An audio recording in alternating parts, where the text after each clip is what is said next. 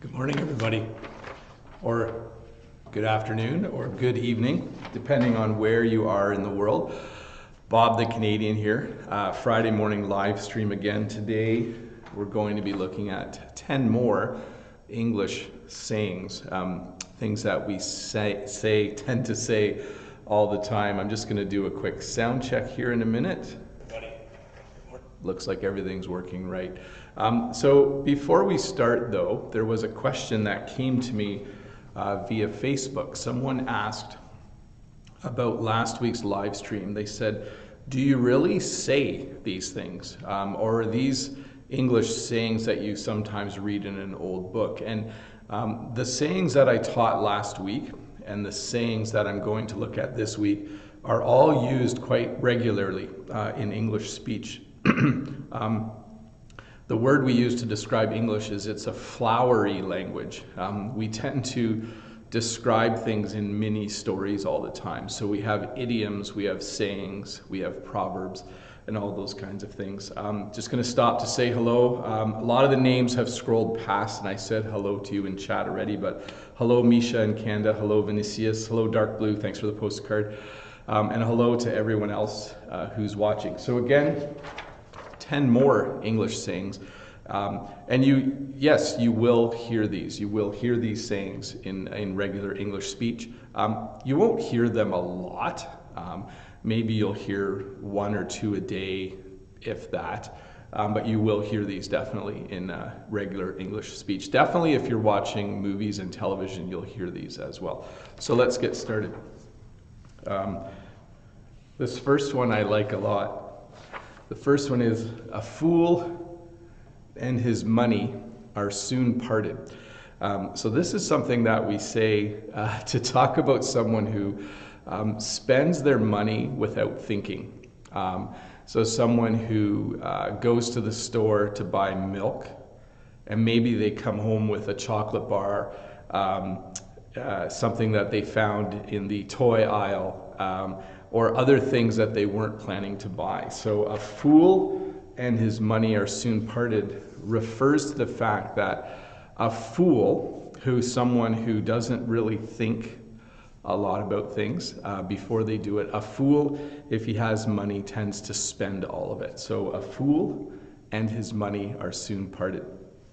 The next one is, hi Rita, hi Shulin, hi Cherwin, hi Mohammed. There's lots of people watching today. There's 34 already. Don't forget to click like. The next saying I have is, put your best foot forward. We use this saying whenever you're starting something new. So to put your best foot forward, I don't know if your best foot is your left foot or right foot, but it doesn't actually mean feet at all.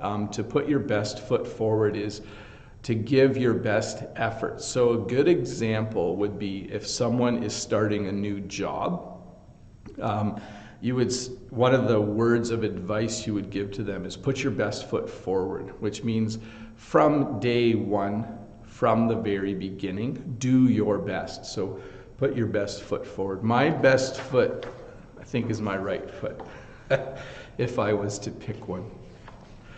This one, I have no idea what the history of this saying is, fit as a fiddle.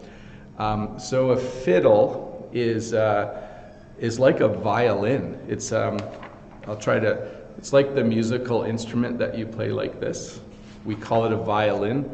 We also call it a fiddle. So I don't know exactly why we have this saying, but fit as a fiddle means to be really healthy, to be in really good shape, have good muscles and have good cardiovascular endurance. That means that you can run really far without getting tired or being out of breath. So fit as a fiddle just means to be in top shape, to be in really good healthy form. Fit as a fiddle. My son just started playing the violin. It's going pretty good. It sounds kind of fun to hear music coming out of his room. Next one. I'm just going to say hi to Baboy, Misha. I think maybe I said hi to Rita already, and Shima. Thank you very much for watching, everybody. Next one is you reap what you sow. So there's a couple words in here you might not know. To reap is the same as to harvest. So when you pick all the apples off the tree at the end of the growing season, that's to reap. And then to sow is to plant or to put seeds in the ground. So if you have a garden, you would sow seeds in the spring and you would reap or harvest your crop later. What this saying means, though, is that basically the way you treat people is how they are going to treat you. So if I am kind to people, if I am nice to people, they will be kind and they will be nice to me. So it's encouraging people to be nice to each other, but it means the opposite as well. Well, it doesn't mean the opposite, but it can have the opposite effect. If you are mean to people, if you don't treat people well, they are probably not going to treat you well. So you reap what you sow. That's a pretty wise one, I think. The next one is don't bite off more than you can chew. So literally, this would mean if you were eating a candy bar, you don't want to bite off so much of it that you have trouble chewing it. But that's what it means literally. But what it really means is don't try to do something that you're not capable of doing. So for instance, maybe you know how to drive a car, but you don't know how to drive a big truck. So if you were to try to drive a big truck without training, you would have bitten off more than you can chew. It can also mean, don't agree to do something if you're not able to do it. So let's say you agree that you're going to finish a big job for your boss at work, but you actually aren't capable of doing it. Then you've bitten off more than you can chew. So don't bite off more than you can chew. Hi Dean, hi Suratat, hi Wenli. How are you guys doing? I'm having trouble with my papers here, just a sec. Next one. Oh, by the way, I said I was going to do 10 English sayings. I'm going to actually do 12. There's extra two. We'll cross that bridge when we come to it. So this doesn't have anything to do with going on a trip. It has to do with if you are working on a problem or you're trying to finish a project and you know that there's going to be some problems along the way, small problems. You want to solve the problems as they come. You don't want to think about something that's way in the future. So you'll say, oh, we'll cross that bridge when we come to it. So let's say you and your brother are going to open a little store, and your brother says, well, we'll need to buy some things to sell in the store. And you say, what color should we paint the store? He could reply by saying, hey, we'll cross that bridge when we come to it, which means he thinks it's more important to figure out where you're going to be getting product from instead of painting it. So it refers to if there's a series of problems that you don't need to think about the problem that's way in the future right away. So we'll cross that bridge when we come to it. The next one is kind of a funny one too. And I know this saying exists in a lot of other languages, and it's don't make a mountain out of a molehill. And this has to do with sometimes people complain, people get upset about really small things in life. And the way they react or the way they express themselves is just way too much for the situation. So for instance, let's say my daughter, let's say she lost a candy, a small candy. She lost a small candy. But let's say she's crying and rolling around on the floor and just totally upset because she lost a small candy. Well, that would be making a mountain out of a molehill. So a mountain is an enormous hill, rock mountain. You know, you climb a mountain. And a molehill is like a small little hill in your yard. There's actually an animal called a mole, and it makes a little hill. So you don't want someone to make a mountain out of a little molehill. Next one. I think you've heard this next one before. The next one, I actually did a video, I think, on idioms. This next one is, don't put the cart before the horse. So a long time ago, we had horses and carts, and you put the horse in front of the cart, obviously, so the horse can pull the cart. But when you put the cart before the horse, it means you're doing something in the wrong order. So for instance, if you were to put your shoes on before putting your socks on, then you've put the cart before the horse. If you were to, let's say you bought new tires for a car, but you don't have a car yet, you're kind of doing things in the wrong order. And sometimes people do this when you have to work with them. You might be working with someone who you feel often puts things in the wrong order. So they're putting the cart before the horse. So don't put the cart in front of the horse, put the cart behind the horse where it belongs so that you can move along smoothly whatever you're working on. So hopefully that made sense. I don't think I explained that one that well. A long time ago, I guess, it would have made more sense. This one's kind of like a message of hope. So every cloud, so clouds are the big white things up in the sky. Every cloud has a silver lining. So a silver lining is like an adornment or something that makes something better. Like if a piece of clothing had a silver lining, it would be like a really rich, cool piece of clothing if it was lined with silver or gold. So when we say every cloud has a silver lining, this actually refers to when something bad happens in your life, you can look, even though something bad has happened, there might be a silver lining. There might be some good in it. So for instance, maybe you had a really old car and you went off the road and hit a tree, and the car is completely damaged. And maybe it wasn't your fault. Maybe someone crossed in front of you. So you've accidentally smashed up your car, and the insurance company pays you for it. And you could say that every cloud has a silver lining because maybe the car was so old you needed a new car anyways. That's kind of a good example.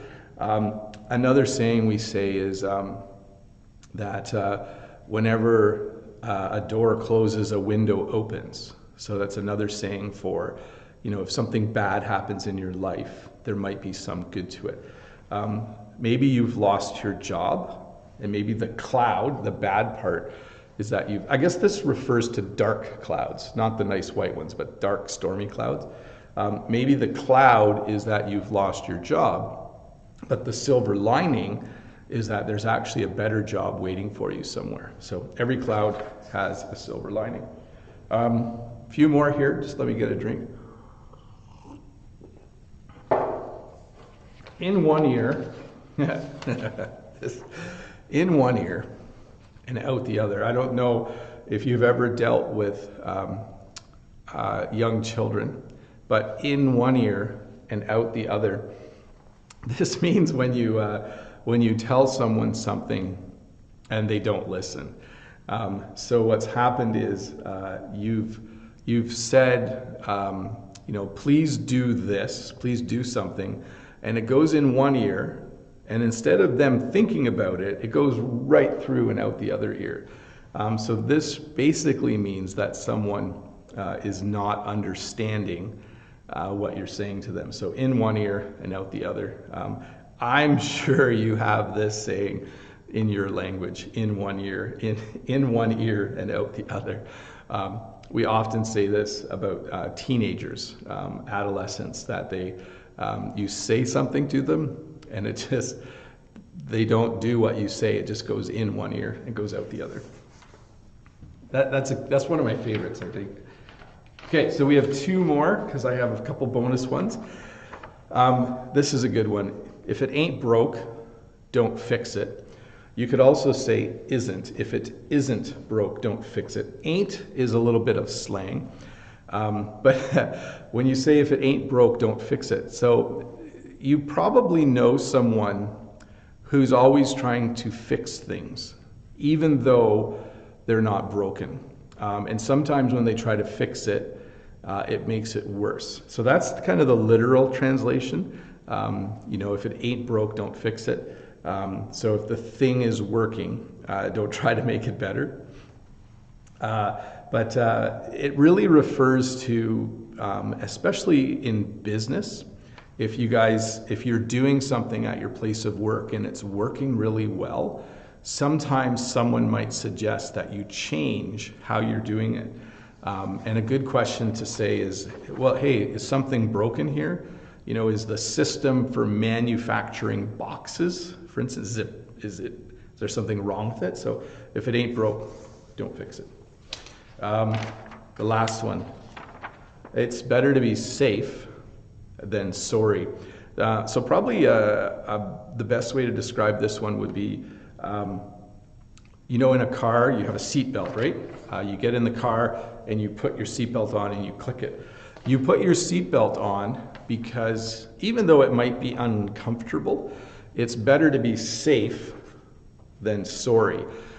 So for instance, if you didn't put your seatbelt on and you got in a bad accident, you would be sorry that you didn't put the seatbelt on. You'd be like, I should have put the seatbelt on. So oftentimes we say it's better to be safe than sorry. Maybe in your backyard you have a small fire for cooking some food, and at the end of the night you get water and you put the fire out and you make sure that the fire is not burning anymore. The fire would have burned out by itself if you just left it, but sometimes it's better to be safe than sorry, because you wouldn't want that fire to accidentally burn down something else. So it's better to be safe than sorry.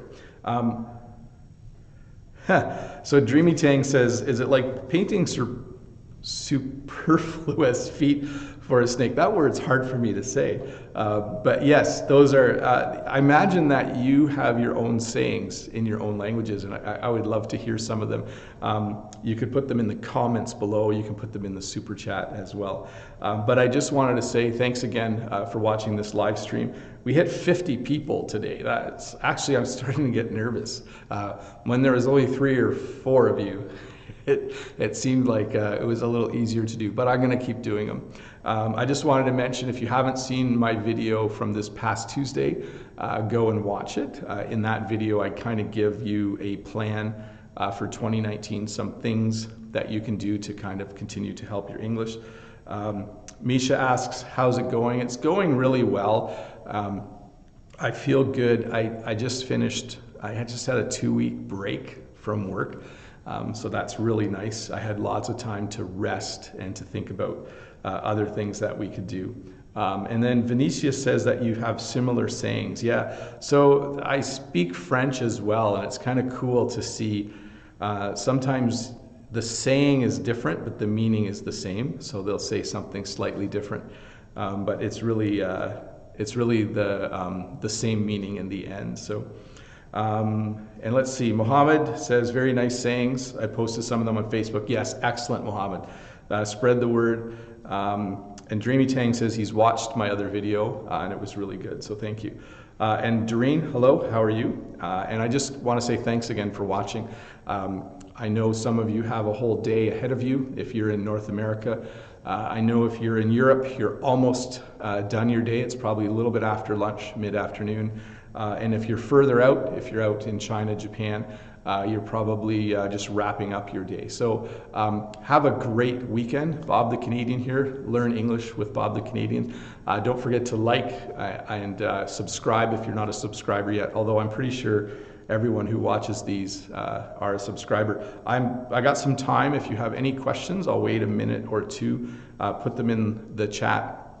and I'll answer them. But if no one has questions, I'll probably be wrapping this up. While I'm waiting to see if there's questions, I'll tell you this: we're in Canada, and there's still no snow. So it was below zero. If you watched my short little video lesson the other day, it was below zero a couple of days ago. But today it's 5 degrees Celsius, and there's no snow. And you know, I really like snow. I wish it would snow sometime soon. Anyways, thanks again for watching. There was 54 people at one point. What should I do? Just pretend there's only 4 of you. That will make me feel better. No, that's okay. I really appreciate it. It's awesome for all of you to attend this small class that I do on Fridays. I'll see you next Friday morning. Don't forget that next Tuesday morning there will be a new video. And down in the comments, or sorry, down in the description of this video, there is, let me double check that, there is a link to my other channel. No, it's not in there. I'll put it in there later. But I do have another channel called Really Short English Lessons. Check that out if you want a daily 45-second English lesson. But Bob the Canadian, thank you so much for watching in. Thanks for all of the chats, and I just hope that you have a really, really, really good